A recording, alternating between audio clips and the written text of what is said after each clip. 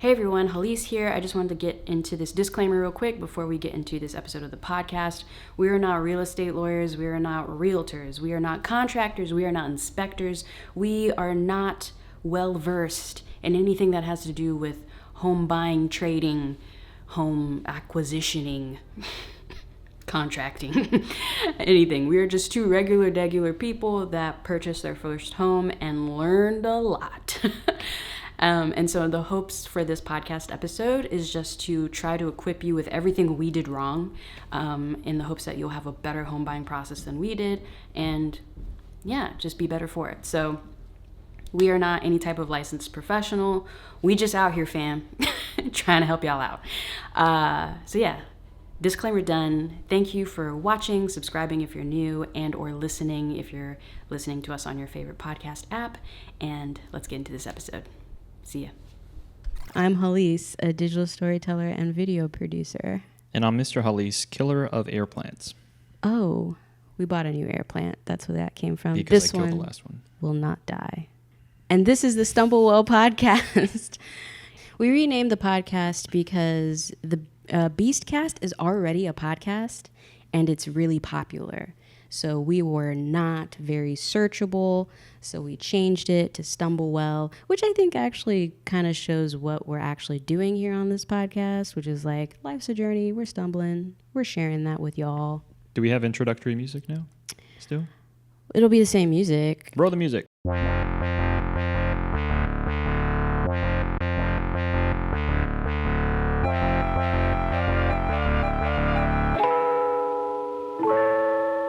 So in this episode of Stumblewell, we're going to talk about a few things that we think you should consider, think about, maybe meditate on before you buy probably your first house. If you've already bought a home and maybe you're going a second one, you already in this, you already know what you're doing, so on and so forth. But we're going to try to give you a few things to consider, if you will, when buying your first home. For those of you who don't know, we had a very epic first home buying experience. It was one for the books. I would call it a failure. Definitely a failure. Things were learned. Many things were learned. But it was similar to stepping on, it's like if the road to life was paved in Lego bricks. That's what the home buying process was like in 2018. You should actually, that should be the subtitle of this. The road to life is paved with Lego bricks. If there was a way to shorten that and make that the title or the name of the podcast of like, life is Lego bricks. I don't know. Anyway. The road is paved with Lego bricks. Yeah. Travel at your own peril. Stumble well. Stumble over the Lego bricks. So to give you just like a brief, quick recap, we purchased our first home in December of 2017. Yeah. We quickly realized within the first 48 to 72 hours of living in that home that it was not livable. That's what happened with that. We ended up having to live with my parents while we sued the seller over the course of 2018. And now in 2019, we settled that lawsuit and now live here in a lovely, it's basically a studio. They'd like to call it a one bedroom, but it's basically a studio. There's a door and a wall separating, yeah. Not celebrating. Celebrating the bedroom. Yeah. And we're picking our lives back up. So through the course of going through all of that, we've learned a few things and we want to share them with y'all. Can you even afford a house though? Question mark. Yeah. Even though? Yes. Can you? And the thing I would really stress is your down payment should not also be your emergency fund. Make sure that if you're getting an FHA loan or a conventional loan, both of which have different down payment requirements, that you're not actually dipping into a safety net that you've built for yourself. If you don't actually have a safety net, you maybe shouldn't be buying a home because once you pay all that on the down payment, and even then the down payment is not the full amount that you pay at closing. So there's fees you pay for the realtor. Maybe the seller pays for the realtor. I don't quite know, but like there's additional fees, there's processing stuff, and everything amounts to more than just the down payment. Sometimes that can be lumped in to your monthly payment anyway, or the total like capitalized amount. Yeah, the total mortgage. Right. It's just squirreled into or rolled into the mortgage payment. And something else to think about too, when you are saving for a home, and we'll get into this even more, but your down payment, again, isn't your emergency fund, shouldn't be, but also your down payment isn't the only thing you're actually saving for to buy a home. You're also needing to save for the actual home buying process, which we will get into, which is optioning the home. That costs money. That's not the down payment. Optioning. Yeah, remember when you pull the house off the market so then you can start the inspection process. Remember Does that get rolled into the down payment? No, we paid that's an for additional that. amount. Yeah, that was a second. That no, I just remembered. How did you remember that? Because I remember when I have to sign $1,000 or more to something. Oh, yeah. So depending on the value of the home, you have to option it when you take it off the market, and that's usually like 10%. I think it was a little bit less than that. It was less than that. It was like 1% maybe. There you go. Yeah, I added a zero. 1% of the value. Let's say that I don't need the emergency fund. You're a person who Murphy's Law has never touched. You're a person who nothing wrong has ever come into their life. Yeah. And you pay your down payment, which again can be anywhere between, any percentage and 3.5%, which I think is the lowest amount that you can pay on an FHA loan, unless you're a veteran, which I think is 0% down. It's like super, I don't know if it's zero, but it's like super duper low. Anyway, and then with the down payment, if you're not paying enough, if you don't pay the 20%, then I think it's a mortgage. Is it the mortgage company that pays or that asks you to pay for? They don't ask you. It's not polite. They just lump it in. So it's the mortgage like insurance. Mortgage insurance. You're right. Yeah, so which is different from homeowners insurance. Which most mortgages you have to have some kind of homeowners insurance. So if you pay less than 20% down, then you are considered, like a trashy buyer. Yeah. And you have to be insured. Mm-hmm. And so you are paying for the insurance. So if you pay less than 20%, then there's that. But let's say you pay the full down payment and you buy the home and all that other good stuff. And then, I don't know, the roof starts leaking. And it's not covered by homeowners insurance, because insurance is you buy insurance in the event that something goes wrong, but not everything is covered by home insurance. Mm-hmm, so you always need to prepare for the inevitable. Right. Or the unexpected. Right. Which is something I think if you're renting that you don't necessarily have to factor in. Us renting this apartment, the air conditioner started leaking randomly. All we had to do was call the landlords or the people that own this property, and they came out and fixed it, which is and it's free. That's the beauty of renting. When things go wrong, you don't have to worry about trying to figure out a contractor. And I think that's a different video, though. Maybe. Sorry. So, yeah. That moves on. That's a great segue, which it isn't, to the next point. What's your motivation for buying a house? This is the meaty one for me. Is it? Yeah. Sure. This actually is a good, let's go personal, if you will. Because for me, I actually don't care to own property. And I already kind of knew that for the most part going in, just because I value freedom above most other things. So I value being able to quickly and easily break a lease and move somewhere if a new opportunity presents itself. Apparently, I'm all about that now too, maybe. Right. Yeah, I think, yeah. But I knew it was something that you wanted, and I also love being with you. So it was kind of like, all right, let's do this. So why did I want to buy a home? Because I bought into it's not a lie and it's not the myth, but it's a thing that everybody says. So it's the age-old adage of, why are you wasting money on rent? Right. When you could be paying towards equity on the house or something. And also just having our own thing. I think a lot of it was, I want our own thing. Yeah. Buying a traditional home or buying something in suburbia or whatever, having something was not always the goal of American families or any family here in the United States. Commonly, it just kind of got built up in post-World War II. Oh, really? World War II. Yeah. Did I say that right? Yeah, those are words. If you think about all the cookie cutter home, and that's not necessarily the case now, even though it is commonplace. So you don't need to own a home, but a lot of people feel like they need to. What is the true meaning behind you wanting to buy a house? Yeah. If it makes sense to you and it's your reality, that's fine. But I just kind of want you to look into your heart and think about why it is you want to buy something.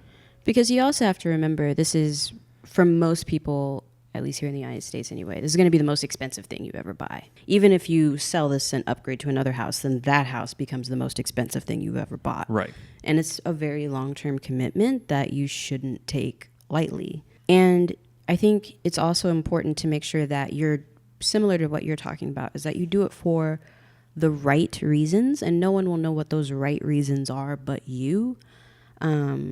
Whether it be because I know a lot of people feel like they need to buy a house because they have children, and that becomes a thing. Like, oh, we've had kids, we need to buy a house, they need a yard, all that kind of stuff, which I hear I see the value in that. Sure. But I remember for us, when we were starting to maybe consider having kids or something to that nature, and we were living in an apartment, it was kind of like, I mean, the kid isn't going to need a yard at least until they're 5, like maybe 3. Right. So for the coordination of fine right. and gross muscle skills. So really, and that's counting the pregnancy itself. That's another almost year. So it's like, really, I can live in an apartment for the next 3 years and then get the house, So it's just kind of, you need to just really, think about why you're making this large purchase. Are you doing this to show off to other people? Are you doing this because your parents have told you that you should? Which, by the way, if your parents are trying to tell you about buying a home and they have not purchased a home since before the economic downturn of 2008, take what they say with a grain of salt. Right. Because it is significantly different now getting a mortgage and buying a home than it was before the economic downturn. But I want to buy a home because I built instant equity into paying for it. Well, do you? Do you though? Probably 80% for the most part, depending on the length of your loan. It's 15 or 30 or whatever. Most of the mortgage payment per month is interest. How much interest, you say? Our home loan was, or I guess our mortgage payment per month was about $1,200. Yeah, which is very affordable for us. Sure, but how much of that was going towards the principal balance on the loan? Oh man, you were the one that looked at it. It was like $200. And the thing that's not weird with the beginning of a loan for a mortgage. That's not weird to be doing that. And the other thing to think about too is this idea of ownership. I know a lot of people will mention, oh, I want to own a home because I want to own my own thing. And the reality is you don't actually own it. The bank owns it. The bank owns the land and they own the house. Once you pay it off, you'll own it, but you don't own it. So if something goes wrong, the bank can come and kick you out of this house that you own and change the locks on it and make it so you can't get in. So now, I mean, speaking from experience. True. But now you can't, let's say you pay, a couple years worth of mortgage payments and you've accumulated some equity. So yeah, you can sell the house, you pay the bank everything that you owe that's remaining on the house from the sale, and then you've earned some equity, and that's fine. Yeah. I hope that happens. Sure. I pray that happens for yes. you. I pray that. But for I mean, you. how much did you truly make off of that sale? So depending on the source, home prices appreciate 3 to 6%. So I mean, even if you're just making the payments, you're saying, I'm still making money on the house. True. Depending on the financial expert that you ask, you put your money into a mortgage fund or an index fund that averages about the 10-year average is of the S&P is about it's like 7 to 10% depending. So that's even more. So you could have just squirreled your money away and you would have had a higher return on investment. Granted, you would still be paying what you're renting on top of saving. But for it makes sense. I understand the argument of, well, we're paying to own. Yeah. Because the same money that you're spending, we actually get something out of it, which is true. Mm-hmm. Long term. But I mean, again, so you're paying to get something out of it, but at the same time, the lion's share is interest. So the lion's share is what you're paying towards the bank. Right. For them to give you the money. I feel like the best way to buy a home, but this is something that most people probably can't do, is to buy a house in cash. Because then it's yours. Right. But who's doing that? But don't listen to rich people. If people are pushing you into why are you wasting money on renting? It's you could just do X, Y, and Z. It doesn't matter. I mean, if you're still not living in a ton of debt, you can rent, you can do whatever you want. If you want to lease a vehicle, you can. If you want to own the vehicle, you can. It's like arguments can be made either way. Right. And it really is hard for anyone to tell you what's the right decision for you. You really because they are not you. Because they're not you, and they don't know your life. They don't know your long-term goals. They don't know your lifestyle goals. I know to get off of the house a little bit, but for me, I drive a hoopty because I don't care about cars. I don't care about the impression that cars give to people. I don't care about just having the latest and greatest or anything like that. What I do care about is not having a car payment. I love that. I love not owing entities money. Just to give you an idea, like I'm prioritizing what actually matters to me, but still making sure that I can live a fulfilled life based on what I actually want. Right. The same can be said for home, townhouse, condo, however you want to live. Figure it out. Yeah, I no longer care either. I mean, I did, but I no longer care about owning versus renting. You think so? I'm just sick of neighbors. That's what I am. Yeah. We That's don't how I necessarily have to own something to get rid of neighbors. We just Right. have to rent a house again. And there you go with that. The next one, trust but verify. So getting back into, this is actually something that when we were in the process of suing the seller and building up a case for that, we ended up going to a structural engineer to prove certain things about the house. And this was something that he told me that I was like, wow, that pretty much sums up all of our home buying process. Trust but verify. Realtors. We didn't have a good one. Yeah. Advice about realtors that I can give is if you don't feel comfortable, like there's a certain level of just non-comfort that you feel with someone new, right? You just gotta like feel them out and just vibe. It's a vibe, right? But if you just, I'm a big proponent of follow your gut. If there's something about this person that is just not going well with you or sitting well with you, get another one. Just start fresh. Remember, you don't need a house. You probably just want a house. Right. So take your time. Find a realtor that like you feel good with. You remember Tina? Yeah. She was a realtor in Austin. She was so cool. She passed. She passed away. She was an amazing realtor that we had in Austin, and if we hadn't moved here to San Antonio, like we probably would have bought something with her. But so what did she do that made it seem like she was so amazing? There were a few houses that she would take us to go look at, and we didn't even get to go in because we were like, well, I mean, she's like, nope, and like swerved us out. She was like, I see too many. No, I'm not even going to let you. No. But even in that, we would ask, but why? Or I would ask, but why? Like, what did you see? And she said, well, I saw this and this and this and this and this, and all that's going to be way too much. We'll just move. Yeah. Onto something else. And so you just experience. Yeah. Find someone who's been in the game for a while. Unlike our realtor. He was. I am really fighting saying his name. You would edit it out anyway. If y'all need a realtor in San Antonio, I'll tell you who not to go to. This is so messy.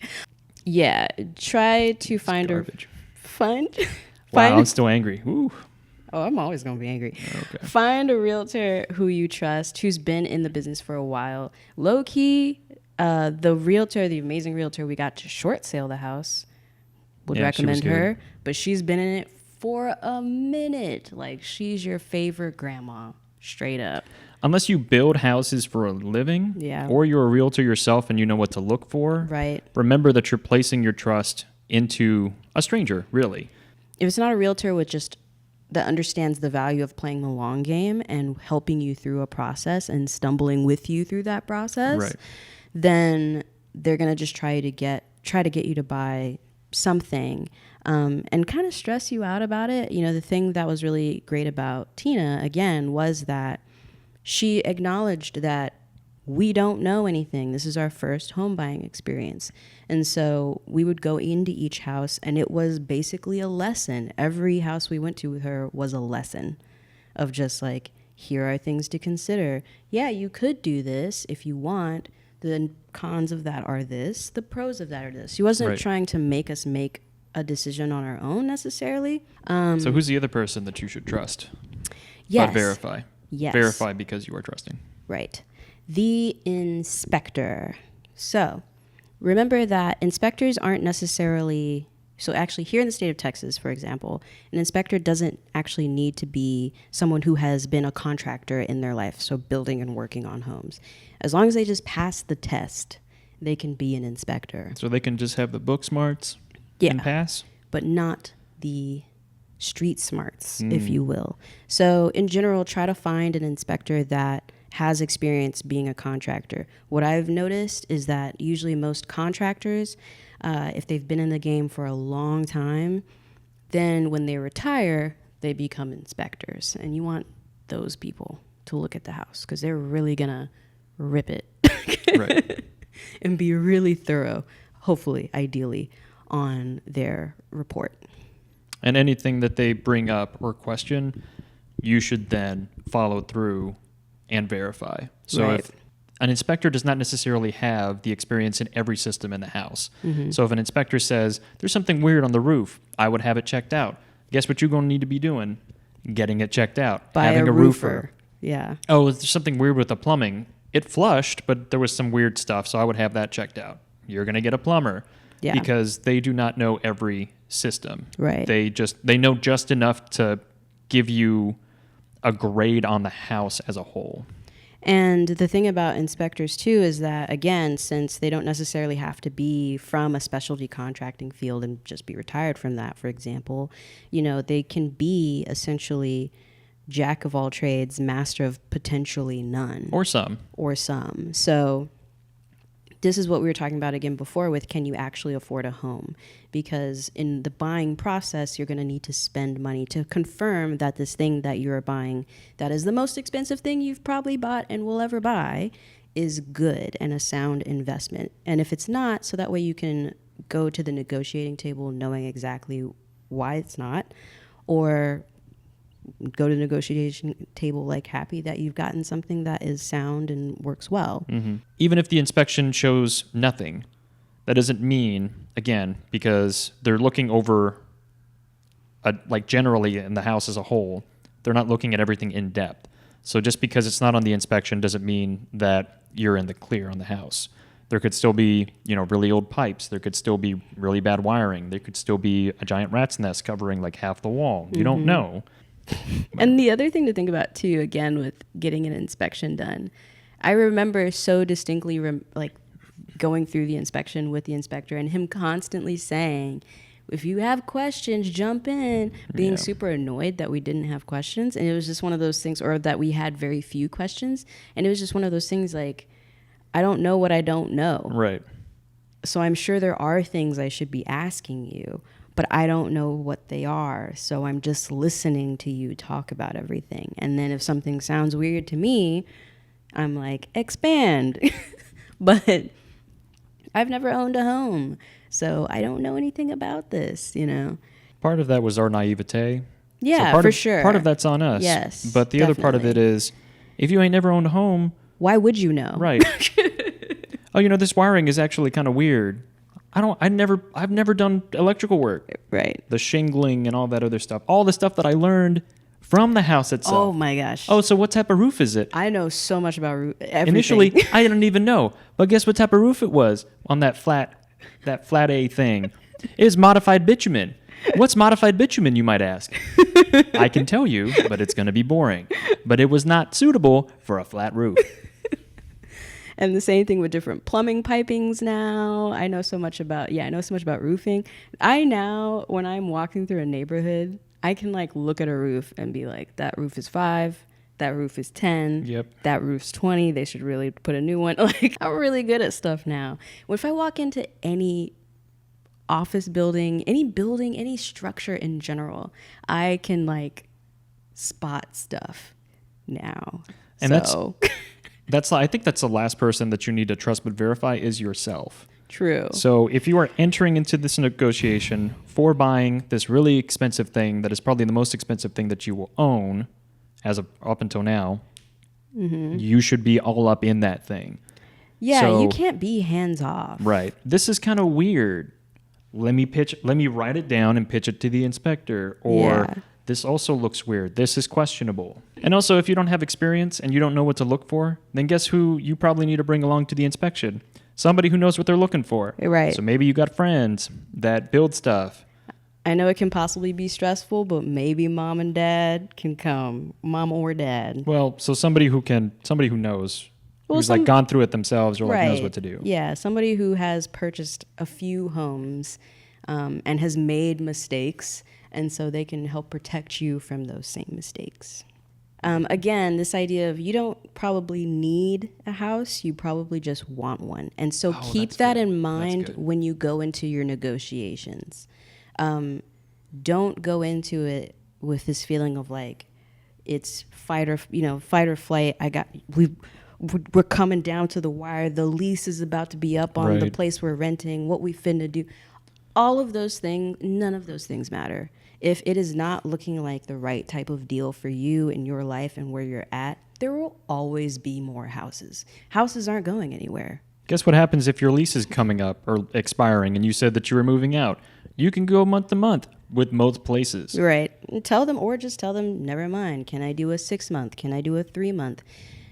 Or just re-up. Right. Everything's a negotiation until someone explicitly says it's not. Yep. So don't make any assumptions about your situation. And again, protect yourself. If it makes more sense for you to ask your leasing office to go month to month or 3 months while you figure out this negotiation so you don't feel stressed and you don't buy into something, again, that can potentially mess up your credit, mess up your entire life situation, then do that. You have to go into every negotiation, and this is like negotiating in general, you have to go into it with this understanding that none of this matters, really. Right. And an offshoot of that is in buying a car or in buying a house, don't fall in love with it.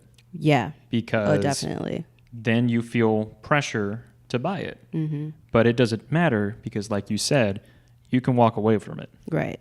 There will always be more houses, and it makes way more financial sense to bite the bullet. And yeah, maybe you spent potentially a couple $1,000 on inspections and all this stuff and optioning the house and all that. You have to walk away. That's the price of wanting to buy a house. So again, coming back to can you afford it or not, I would rather you be out $2,000 or $3,000 or $5,000 and then walk away from something that wasn't right for you than be out however much that house would have cost. Because you can walk away at any point in the contract process up until you sign. Right. You can just drop it like a dead cat. Yeah. And say, I don't want it.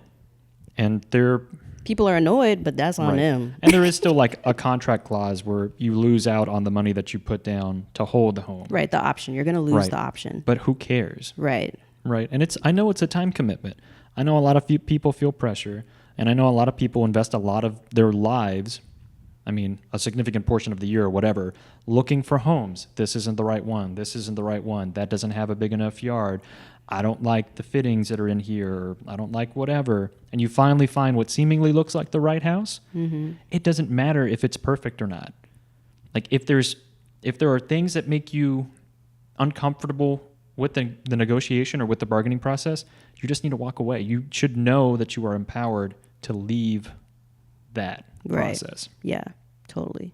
And I will say that was something for us that, I think Tina did a better job of this too than the realtor we had here in San Antonio, but also just making sure, I think there was one point when we were looking at houses here in San Antonio where I said, I wonder if what we actually want is above our price range. And that's why we're not seeing houses that within our price range that we like, And that actually was a thing because we added another, 75,000? It was almost like 100. Yeah, it was almost like $100,000. When we just upped it, all of a sudden we started seeing houses that it's like, oh yeah, I could totally work with this. And yeah, sure, it needs some paint or whatever, but this is what I can get into. So but it was that one of those didn't things. stop us. Right.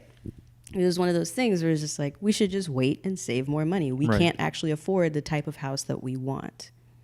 So again, have those hard conversations with yourself about what you can actually afford and If those things are not aligning, maybe you need to take a step back and just acknowledge that this is where you're at in your life. Yep. The other thing is, if you are going to buy a home that has been flipped, or even a home that has had major work done, so foundation, the roof, something like that, here in Texas, you have to have a building permit to do those types of things. And so for us, what we ended up realizing too, which is again tied into the whole lawsuit situation that we had, was we pulled the permits to see, okay, this is a flip. They should have pulled permits for the plumbing. They should have pulled permits Right. for this, that, and the third.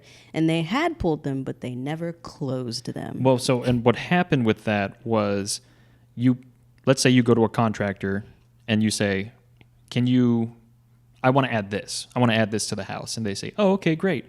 If you want to do that, it's going to cost this amount. And what the contractors do is they just pull the permit because they are already planning on getting the job. Mm-hmm. And so at any point, the person who's paying them can say, oh, no, that's way too expensive. We're not going to do it. And so the contractor doesn't necessarily close that permit. It just kind of gets swept under the rug. Right. So what happened with this flipper was they asked somebody for a quote. It was too high because they were cheap. Mm-hmm. And so that permit just never got done. And they just got it done because they knew people who could get it done. Yeah.